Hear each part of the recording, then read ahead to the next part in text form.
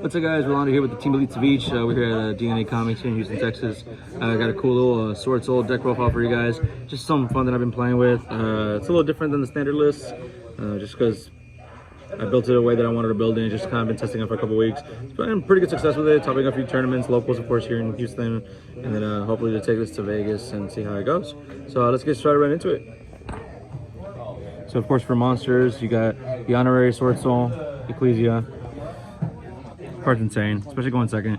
Going first is not that bad either. Of course Moi, Long Young, and then double Tai. I kind of want to switch this to 3, but opening it kind of sucks. But you know, drawing it for turn is pretty awesome. But yeah, that's it for like the SwordSoul monsters. And for the rest of the SwordSoul spells, I'm actually playing triple Emergence, obviously. A lot of people will talk negatively about this card, but I think this card is really good. In certain instances, if you open up the cards correctly, or in the right order, you can actually end with like 3 or 4 synchros on field, and this helps you get there. So it's just another good way to keep extending. Sometimes top decking that is an amazing way to go for game. Like I said, some people cut it. Sometimes I cut it going first. But yeah, I personally really like it. Of course, double Blackout. Blackout is insane, especially when you have Protoss on field. This card's crazy. I kind of want to bump it up to 3, but it does kind of break sometimes. But I do think this card is going to be even more popular in the future. Some people play 1, but you know, we play Desire, so that's the only reason why we play more than 1. And for the rest of the monsters, we have our Tenyi lineup. So, like I said, this has kind of been switching out. So we got 3 Ashinas, double Vishuddha. I kind of want to start playing 3, double Hara, and of course the one kind of pseudo brick, Satana. Just because it's not that great opening it, but sometimes it's a great way to bait things out, especially like when you're able to send it to grave and start doing things with your monks. And of course, the reason why we play this card is Heavenly Dragon Circle, best way to dodge Imperm. Not the only way we dodge Imperm in this version of the deck, but you know, I personally really like it. It's also a great way to search Protoss, search other Tenyis. The secondary effect in the grave is really great. It's really nuts for follow-up. So yeah, I really want to bump this up to 3. Right now I got the deck down at 42, so I kind of want to see how it goes and just how it keeps flowing. Of course, and the last worm in the deck is Protoss. It's gonna get banned. I know it has to be, but it's so good, and I'm gonna keep playing it until it's legal, illegal or banned.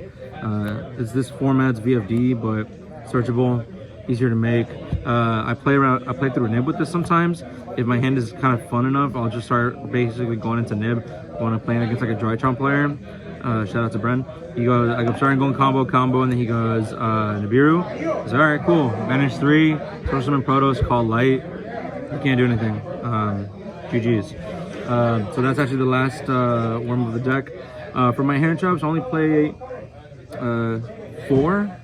I play 2 Ash and 2 Imperm. I originally had this as 3 and 3, but for my going second cards, I'm really just kind of, because the Tenyis already do so much, I'm making Droplet, because this alone can out an entire Dry Chomp full combo board.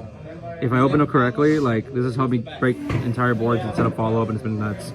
And that's the reason why I play it over Chalice. Yeah, Chalice is good. Yeah, it's a more simpler card. It's not once per turn, but with this, you out an entire board. You know, I wait until they go DPE, activate Scythe. During Scythe effect, I'll chain, and I'm able to negate Scythe. And then, of course, you're able to negate like the Perfection. And it kind of just leaves them with the fairies in hand, which is, of course, a lot of it is their follow-up. So this card saves me a lot of games. But yeah, these are as far as my going second cards go, because the Tenyis kind of behave as going second cards as well. So for the rest of the cards are kind of tech cards here. Of course, you gotta play 3 Desires, Product Greed in this deck. It's a great way to bait out Ash. It's awesome. If you can play Desires in the deck becomes very consistent. Even if I banish everything, draw 1 Desires, and then I might draw the missing piece that I need. This card just free Product Greed in this deck. And then here's a controversial card that nobody wants to talk about. It's Crossout. Crossout Designator. Another way to dodge Imperm, another way to dodge Ash. I'm actually going to switch out one of the Ashes for Valor so I can have at least 1 target for each. Because sometimes when your hand doesn't open up that strong, if you are forced to normal summon and a Valor and Imperm kind of kills you, this outs it. I've never been in a situation where this didn't resolve and it didn't help. I don't think I've ever bricked with this card because we're performing 42 cards, so we're not seeing the card all the time. But yeah, I really like the card. It's helpful in some locals here in Houston because some locals have way more SwordSouls than others. But like in other locals, I might be the only SwordSoul player there. So this is really great, especially if you find out you're doing a mirror match. You know, it's really great to hit on the long young. They can't hit to any, huh? The Moye? No, hit the long young. Why not the Moye? Because the Moye, they can have heavily Dragon Circle and ditch it, where this has to be on field. Nice. Well, no, this can still hit it, but what I mean is, the long young is one of their only ways to get to the Synchro 10. If not, they have to go for Ashina or Vishuddha and normal summon a level 3. That's the only way they can do it. Or they're forced to like revive it while they still have a token. It basically makes them do a whole lot more. But yeah, and then of course the last card is YuGiOh. Gonna keep playing until it's banned. I hope it gets banned. Oh my god. I hate this card. I flip it, I win. But yeah, these two cards are really great. But personally, like I said, that's why I like it. Deck's at 42. I don't know if I would change anything else about it. Like I said, sometimes I take these out depending on the locals that I'm at. But some locals, if I see a lot of SwordSoul players in the room, I just put them in before we get started. And then moving on now to my extra deck. Triple Monk, it's great. You need it. One Shaman. Shaman's effect is really, really good. It does lock you into only effects of Tenyi monsters from the extra deck, but it's really strong too, especially for follow-up and keep going. Those are the only links that I play. And then you got the one Starlight, and then the one regular secret rare, SwordSoul, YuGiOh. The card's awesome. The standard end board is this in Barone, and a lot of times it's able to get you enough there. If you have a blackout, or if you have like more hand traps or imperms, you're able to kind of keep going. Looking to get my second one, so if you got one, make sure you DM us. Double Baxia, you have to play 2. Oh, these aren't OT, bro? Oh, not yet. I'm working on it, bro.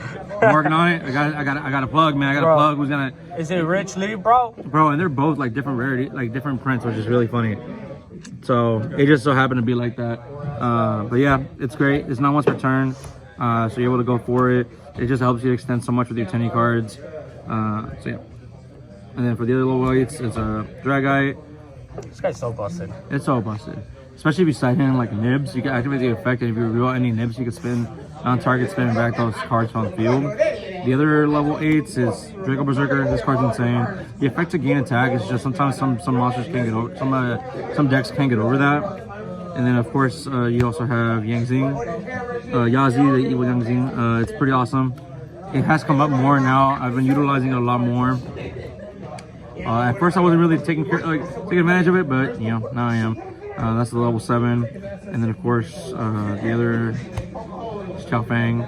Great way to go into Nib. Great against any sorts Drytron boards. The card's really, really good, especially when it gets destroyed and gets into the graveyard. You can add basically either any tuner from your deck to hand. So you can add a hand trap or some sort of follow-up. It's really great. And then for the rest, of course, you have the level 10s, which is Barone, the Supreme. This guy is probably my favorite card of the archetype. It's just so cool. It's such a good card. The effect to like banish, to protect, and then it also triggers its own effect. It's just insane. It's gotten me so much games. And this one is probably the one flex spot is Ready Rose. I see a lot of people don't actually play this card. Not anymore, because a lot of people are playing PK right now. Because if you go photo so-called dark, they're kind of screwed. But right now I keep it like I said because in my locals you do see a lot of Sky Striker, you do see a lot of Drytron, a lot of PKs, yeah, grave dependent decks. So this does help with that. Like I said, it is a flex spot. I might be trying other things. It is also the only one, if you haven't banished anything, that's actually over Dragoon to attack over it. But it really, like I said, it just kind of depends because this is probably gonna get moved and just test out with other things. I actually kind of want to try putting 2 of these, just in case the first one gets outed. Or I heard a lot of people are playing 2. That's why I was a little surprised you're only playing 1. I really want to play 2 because it's really good. It's a really good card. It's so good. And then of course just the triple tokens. Not the triple tokens. Oh my god. Yeah, for Nibiru, and then they haven't given us official SwordSoul one, so for Legacy for now it is. Cool. So, anyways, thank you guys so much for checking out the profile. Like I said, it's all just a work in progress. I'm still learning the deck in different ways and seeing what I want to change with it. Of course, as the format changes, as the deck evolves, we'll see what's going to happen with it. So, thank you guys for checking out the video. Have a wonderful night. I'm tired. It's been a long day. Bye. Bye.